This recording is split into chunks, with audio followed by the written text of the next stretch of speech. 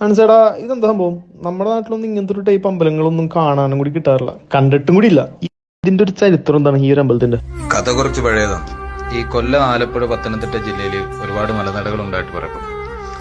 പക്ഷേ ഈ പവിത്രേശ്വരം, കല്ലുമൺ, പെരുന്തുരുത്തി മലനടകളാണ് പ്രധാനമായിട്ട് ഈ മഹാഭാരത കഥയായിട്ട് ബന്ധപ്പെട്ട് പറയുന്നത്. ഇവിടുത്തെ പ്രധാന ആരാധനമൂർത്തി പറയുന്ന മലയപ്പൂപ്പന. പക്ഷെ അവിടെ വിഗ്രഹങ്ങളോ ശ്രീകോവിലോ ക്ഷേത്രമോ അങ്ങനത്തെ ഒരു പരിപാടിയില്ല.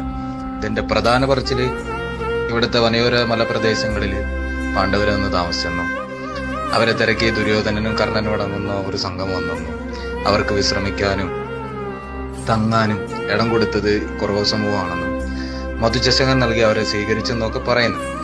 അവരെ ഇഷ്ടപ്പെട്ട് അവർക്ക് 101 ഏക്കർ ഇഷ്ടദാനം നൽകിയാന്ന് ദുര്യോധനം മടങ്ങിയെന്നൊക്കെയാണ് കഥ. പിന്നീട് ഈ വേൽമഹാഭാരതത്തിൽ പറയപ്പെടുന്ന പോലെ ഒരു നിഴൽക്കുത്ത് എന്ന് പറയുന്ന ഇതിലൂടെ ആപചാരക്രിയയിലൂടെ പഞ്ചപാണ്ഡവരെ കൊല്ലാൻ ശ്രമിച്ചത് ഭാരതമലയനാണെന്നും ഭാരതമലയന്റെ വാസസ്ഥാനം ഈ മലനടയാണെന്നും ഒക്കെ പറയപ്പെടും. അതിലെല്ലാം കഥയാണ്. പക്ഷേ സംഗതി പീസാണ്. കാണാനും കേൾക്കാനും പറ്റുന്നൊരു അടിപൊളി ഇടമാണ്.